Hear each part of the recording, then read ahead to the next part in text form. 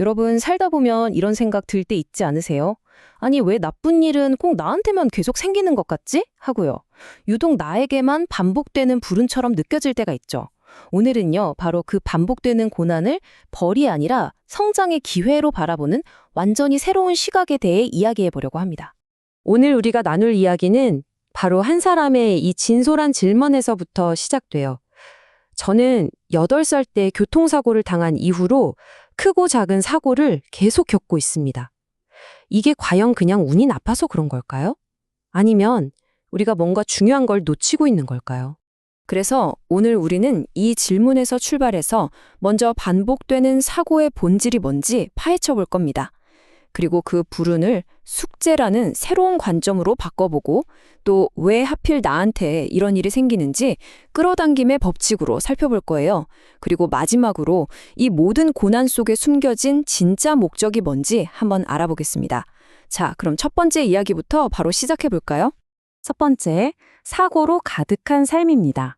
부제가 참 흥미롭죠? 반복되는 문제는 우연일까 아니면 교육 과정일까? 정말 우리 삶에 어떤 커리큘럼 같은 게 짜여 있는 걸까요? 그 근본적인 개념부터 한번 살펴보겠습니다. 자, 이 관점의 바탕에는요, 이런 생각이 깔려 있어요. 우리는 태어날 때 각자 자기만의 사주라는 걸 가지고 태어난다는 거예요. 이게 뭐냐면 일종의 인생 설계도, 그러니까 청사진 같은 거죠.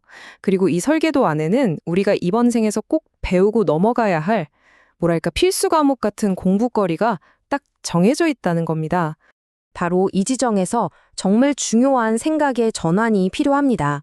나에게 닥치는 어려움을 그냥 불운이나 공격으로 보는 게 아니라요. 내가 풀어야 할 영적인 숙제로 바라보는 거죠. 피해자가 아니라 학생이 되는 겁니다. 여기서 말하는 공부라는 단어가 되게 중요해요. 우리가 생각하는 것처럼 책상에 앉아서 달달 외우는 그런 공부가 절대 아니에요. 뭐냐면 삶의 경험을 통해서 직접 몸으로 부딪히고 깨달으면서 그 원리를 터득해 나가는 바로 그 과정 전체를 공부라고 하는 겁니다. 그러니까 우리 인생 자체가 하나의 거대한 교실이고 우리가 겪는 모든 일이 교과서인 셈이죠. 이 말이 정말 핵심을 찌릅니다. 인생의 숙제라는 게요, 우리가 그 과목을 마스터할 때까지 계속해서 찾아온다는 거예요. 옷만 갈아입고 계속 나타나는 거죠. 그럼 우리한테 선택지는 딱 2개밖에 없는 거예요. 계속 똑같은 문제에 발목 잡혀 살거나 아니면 한번 제대로 마주해서 배워버리거나. 자, 그럼 맨 처음에 나왔던 그 교통사고 이야기로 다시 돌아가 볼까요? 이 관점으로 보면 반복되는 사고는 너 지금 사고가 왜 나는지 그 원리를 공부해 하는 강력한 신호인 거예요. 근데 여기서 끝이 아니에요. 진짜 놀라운 건 뭐냐면요. 이 공부를 제대로 마치고 나면 단순히 내 문제만 해결되는 게 아니라 다른 사람들이 똑같은 어려움을 겪지 않도록 도와줄 수 있는 그런 자격까지 얻게 된다는 겁니다. 대단하지 않나요? 자, 그러면 또 이런 궁금증이 생기죠. 아니, 근데 왜 하필 나한테는 교통사고고 다른 사람한테는 다른 숙제가 주어지는 거지? 그 이유를 끌어당김의 법칙이라는 개념으로 설명합니다. 이 관점에서 보면 우리가 주로 끌어당기는, 그러니까 우리한테 숙제로 자주 나오는 대표적인 분야가 3가지가 있다고 해요. 그게 뭐냐면 바로 영적인 존재, 그리고 사람, 마지막으로 돈입니다. 이 표를 보시면 딱 이해가 되실 거예요. 내가 뭘 계속 끌어당기느냐가 바로 내 공부 과제라는 거죠. 첫째, 만약 내가 자꾸 영적인 존재, 뭐 귀신이나 잡기 같은 걸 끌어당긴다. 그러면 내 숙제는 바로 이 영적인 세계를 다루는 법을 배우는 거예요. 둘째, 이상하게 나는 맨날 사람 때문에 힘들다. 인간관계가 꼬인다. 그럼 사람들을 바르게 이끌고 관계 맺는 법을 공부해야 한다는 신호고요. 마지막으로 돈은 들어오는데 그 돈 때문에 맨날 문제가 생기고 고통받는다. 그럼 그건 불을 지혜롭게 다루는 법을 배우라는 숙제인 거죠. 그리고 이 모든 건 다 과거의 인연, 즉 카르마에서 비롯된다고 합니다. 특히 돈에 대한 비유가 아주 그냥 확 와닿아요. 돈을 다룰 줄 아는 지혜, 그러니까 돈 공부가 전혀 안 된 사람한테 갑자기 큰돈이 생기잖아요. 그건 마치 우리 집으로 도둑이나 사기꾼들을 어서 오세요 하고 초대하는 거나 마찬가지라는 거예요. 와, 진짜 무서운 말이죠. 내가 감당할 수 없는 건 축복이 아니라 오히려 재앙이 될 수 있다는 강력한 경고인 셈입니다. 자, 이제부터는 정말 중요한 개념을 하나 짚고 넘어가야 합니다. 우리가 겪는 이 어려움들이 과연 신이 내리는 벌일까요? 네 번째, 죄가 하는 잘못입니다. 이 둘을 구분하는 게 굉장히 중요해요. 잘못은요, 말 그대로 지혜가 부족해서 잘 몰라서 내린 판단이에요. 그래서 이건 벌을 받아야 하는 게 아니라 그 결과를 내가 직접 겪으면서 아, 이렇게 하면 안 되는구나 하고 배우고 성장할 기회를 주는 거죠.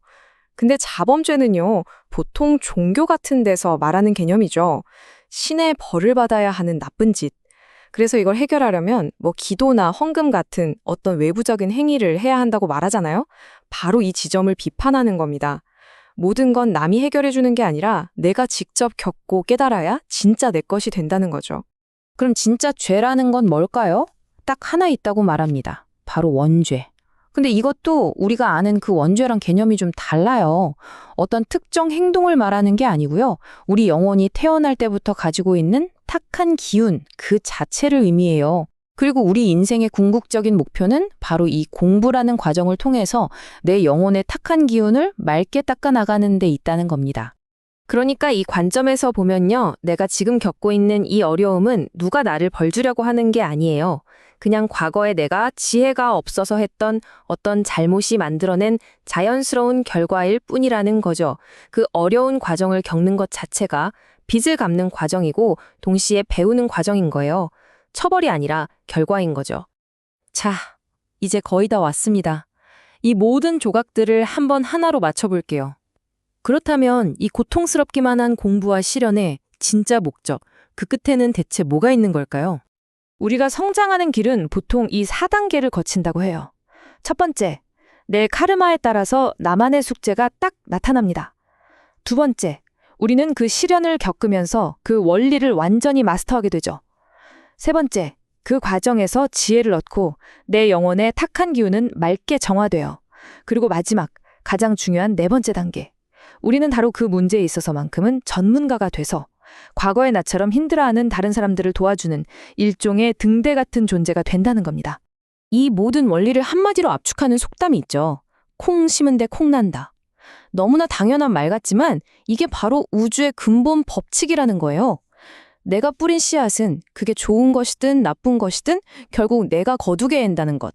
결론적으로 나를 가장 힘들게 하고 괴롭혔던 그 문제가 알고 보니 나를 이 세상에서 가장 특별하고 가치 있는 사람으로 만들어주는 연금술의 재료였던 거예요. 정말 역설적이죠? 나의 가장 큰 약점이 오히려 나의 가장 위대한 강점이 되고 사회에 기여할 수 있는 나만의 사명이 되는 겁니다. 오늘 나눈 모든 이야기의 핵심을 딱 한 문장으로 전례하자면 바로 이겁니다. 당신에게 오는 모든 것은 당신을 가르치기 위해 온다. 내 앞에 나타나는 모든 사람, 모든 사건, 모든 어려움이 결국 나를 성장시키기 위한 스승이라는 사실. 이것만 기억해도 우리 삶을 보는 눈이 완전히 달라질 거예요. 자, 이제 마지막으로 여러분 자신에게 한번 질문을 던져보셨으면 좋겠습니다. 지금 내 삶에서 자꾸만 반복되고 있는 문제나 어려움이 있나요? 그렇다면 당신의 삶은 지금 당신에게 무엇을 공부하라고 말하고 있는 걸까요? 어쩌면 그 숙제 안에 여러분의 가장 위대한 성장이 숨어 있을지도 모릅니다.